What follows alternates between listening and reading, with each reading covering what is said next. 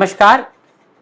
आयुर्वेद एक चिकित्सा शास्त्र ही न होकर के धर्म, अर्थ, काम, मोक्ष, पुरुषार्थ चतुष्टय की प्राप्ति का साधन है। कैसे? आचार्य चरक कहते हैं, धर्म, अर्थ, काम, मोक्षाणाम आरोग्यम मूलम उत्तमम, रोगस्य तस्यपहर्तारम। अर्थात धर्म, अर्थ, काम, मोक्ष, पुरुषार्थ चतुष्टय का जो मूल है वो आरोग्य या स्वास्थ्य है और रोग इसका हरण करते हैं। और आयुर्वेद का मूल उद्देश्य स्वस्थस्य स्वास्थ्य रक्षणम आतुरस्य विकार प्रशमनम च है, जिसके द्वारा यह आरोग्य की स्थापना करता है और सतत आरोग्य की स्थापना करना, बनाए रखना, यह आयुर्वेद का मूल उद्देश्य है और यही पुरुषार्थ चतुष्टय की प्राप्ति का साधन है। आज का हमारा जो विषय है, इसी आरोग्य से संबंधित एक बहुत बड़े प्रश्न चिन्ह के ऊपर हम आज चर्चा करने जा रहे हैं, जिसे पूरा विश्व स्थौल्य या ओबेसिटी के नाम से जानता है। आइए सबसे पहले हम ओबेसिटी के आंकड़ों पर नजर डालते हैं।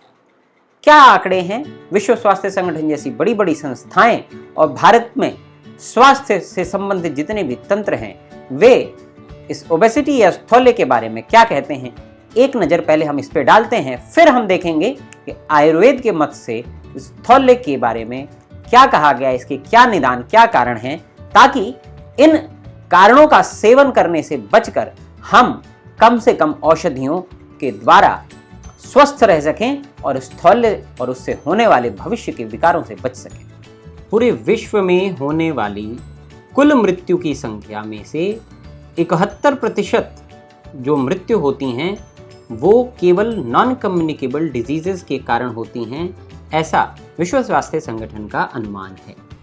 क्या आप जानते हैं कि इनमें से अधिकांश वे लोग होते हैं जो 30 वर्ष से 70 वर्ष की आयु वर्ग के होते हैं और इन में से अधिकांश ऐसी होती हैं जिन्हें बचाया जा सकता है, जिनकी रोकथाम की जा सकती है। विश्व स्वास्थ्य संगठन के एक अनुमान के अनुसार सन 2030 तक पूरे विश्व में नॉन कम्युनिकेबल डिजीजेस से होने वाली कुल मृत्यु की संख्या लगभग 55 मिलियन के आसपास पाई जाएगी। विश्व स्वास्थ्य संगठन के अनुमान के अनुसार पूरे विश्व में सन 2030 तक नॉन कम्युनिकेबल डिजीज के रोगियों की संख्या लगभग 55 मिलियन के करीब हो जाएगी। वहीं अगर हम इस तथ्य पर ध्यान देते हैं कि कुपोषण से मरने वाले लोगों की संख्या के मुकाबले मोटापे से मरने वाले लोगों की संख्या कहीं ज़्यादा है, जिसके पीछे कारण यह है कि बहुत सारी नॉन कम्युनिकेबल डिजीजेस जैसे कि diabetes, cardiovascular diseases, musculoskeletal disorders और कैंसर भी के मूल कारण के रूप में ओबेसिटी का होना पाया जा रहा है। एक अनुमान के अनुसार 1980 से आज तक ओबेसिटी के रोगियों की संख्या में पूरे विश्व में लगभग दोगुने के बराबर इजाफा देखा गया।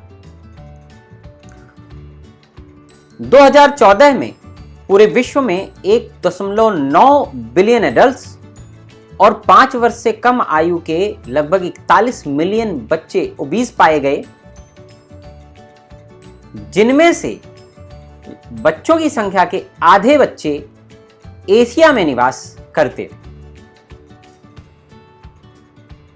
अगर हम ओबेसिटी या स्थौल्य के आयुर्वेद में वर्णित कारणों के बारे में बात करें तो मूल रूप से इन्हें हम दो भागों में विभक्त कर सकते हैं। एक आहार से संबंधित कारण और दूसरा विहार से संबंधित कारण।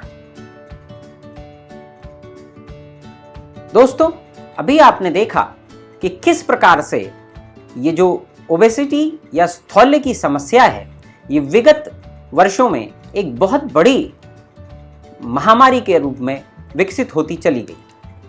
हम सभी जानते हैं कि बदलते परिवेश में हमारे कार्य करने के तरीके बदले हैं और हमारी जीवन शैली भी बदली है।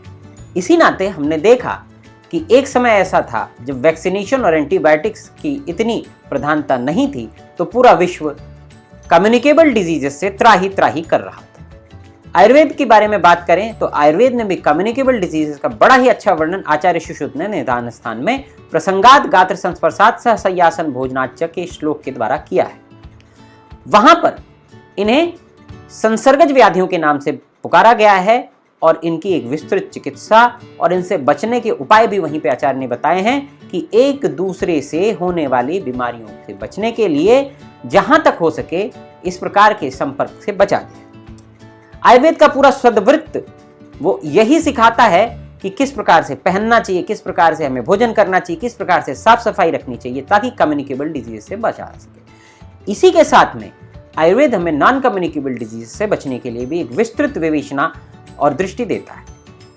अगर हम बात स्थौल्य की करें तो आयुर्वेद में स्थौल्य के कारणों को मोटे तौर पर 2 भागों में विभाजित किया जाता है। सबसे पहला विभाग करते हैं आहार संबंधी विभाग या आहार संबंधी कारण, और दूसरा विभाग होता है विहार संबंधी कारण। आहार संबंधी कारण, जैसा हम जानते हैं कि हमारी डाइटरी हैबिट्स चेंज होती जा रही हैं। हम लोकल फूड के बजाय जिस तरह से विश्व सिकुड़ने लगा, बाजार फैलने लगा और एक देश के खान पान का विस्तार दूसरे देशों तक होने लगा, लोगों की खान पान से संबंधित आदतें भी बदली। एक समय ऐसा था भारत में पिज्जा, बर्गर इत्यादि चीजें सर्वसुलभ नहीं थी, जिसके कारण लोग अपने घर में, अपने आस पड़ोस में पाए जाने वाली चीजों से बनाए गए भोजन का सेवन करते थे और स्वस्थ रहते थे। लेकिन जिस तरह से बाजार बढ़ा, लोगों की खरीदने की क्षमता बढ़ी, उसी प्रकार भोजन में भी नए नए बदलाव आने लगे।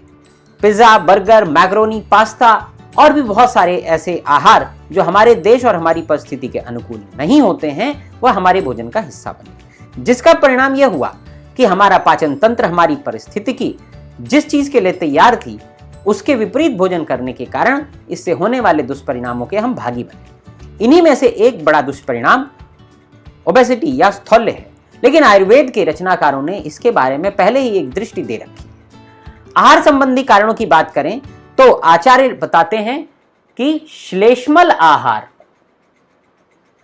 मतलब कफ की वृद्धि करने वाले जितने भी आहार हैं वो स्थौल्य या ओबेसिटी के कारण होते हैं। दूसरी चीज आचार्य कहते हैं मधुर के 2 विभाग करते हैं, एक अन्न और दूसरा रस। तो अन्न मतलब ऐसे सारे भोज्य पदार्थ जो मधुर रस प्रधान है, या मधुर रस मतलब जो ऐसे व्यंजन बन रहे हैं जो जहां पे मुख्य रूप से मधुर रस का ही सेवन किया जा रहा है। तो इस तरह से देखा जाए तो मधुर अन्न और रस, इन दोनों का प्रयोग करने से और स्नेह से संबंधित अर्थात फैटी फूड जितना है, तो इन सभी चीजों का उपयोग करने से स्नेहांश की वृद्धि होती है, स्नेहांश से मेद की वृद्धि होती है और ये ही मेद आगे चल के स्थौल्य का एक मुख्य कारण बनता है। तो हम देख सकते हैं आहार संबंधी कारणों में कफवर्धक एवं मधुर आहार जितने भी हैं उन सब का सेवन आचार्य ने अगर स्थौल्य से बचना है तो वर्ज्य बताया है। वर्तमान आहार संबंधी अगर हम आदतों की बात करें तो fatty foods, fried foods, unnecessary food, non local food, ये जितने भी आते हैं वे सारे इसी श्रेणी में आते हैं, क्योंकि जिसके लिए हमारी शरीर की संरचना नहीं है, यदि हम उसका सेवन करेंगे तो निश्चित ही उसके दुष्परिणाम हमें मिलेंगे। जहां तक विहार की बात करते हैं तो आचार्य ने विहार के बारे में वर्णन करते समय जो सबसे बड़ा कारण स्थौल्य का बताया है वो है अव्यायाम। आचार्य कहते हैं अव्यायामात् श्लेष्मल आहार सेविनः मधुर अन्नरस प्रायः स्नेहान्मेदा प्रवर्धते। इसमें सबसे पहले जो कारण आता है वो आता है अव्यायाम। अब अव्यायाम से हम क्या ले सकते हैं? इससे पहले हम एक और बड़े कारण के ऊपर ध्यान देते हैं और वो है दिवा स्वप्न। हमने ऐसा क्यों किया? क्योंकि दिवा स्वप्न पहले की दृष्टि से देखा जाए तो दिन में सोने से ले सकते थे, लेकिन अगर आज की लाइफस्टाइल के बारे में बात करें तो दिवा स्वप्न और अव्यायाम एक दूसरे से जुड़े हुए हैं। कैसे जुड़े हुए हैं?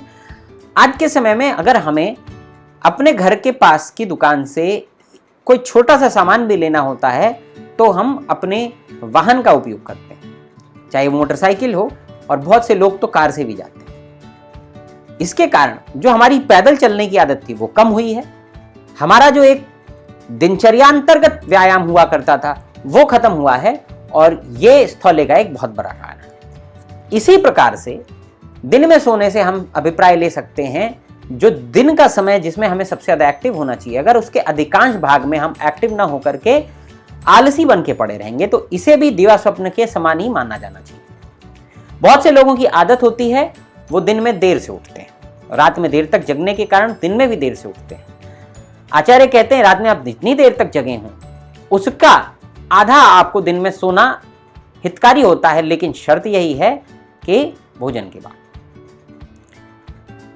अब अव्यायाम से हम क्या लेंगे, तो सीधी तौर पे आपका इनएक्टिव लाइफस्टाइल जितनी भी वो सारी अव्यायाम के अंतर्गत आती है। अव्यायाम का अभिप्राय केवल यहां पर व्यायाम नहीं करने से नहीं लगाना चाहिए।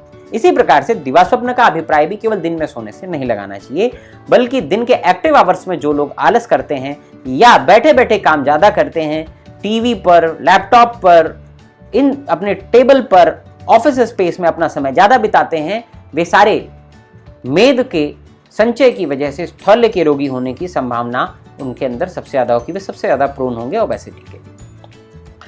अब ये जो बढ़ा हुआ मेद है ये किस प्रकार से हमें स्थौल्य की तरफ धकेलता है, तो इस पे एक दृष्टि डालते हैं। बहुत ही सुंदर वर्णन आचार्य ने किया है। जो मेद होता है वो बढ़कर स्रोतसों का आवरण कर लेता है।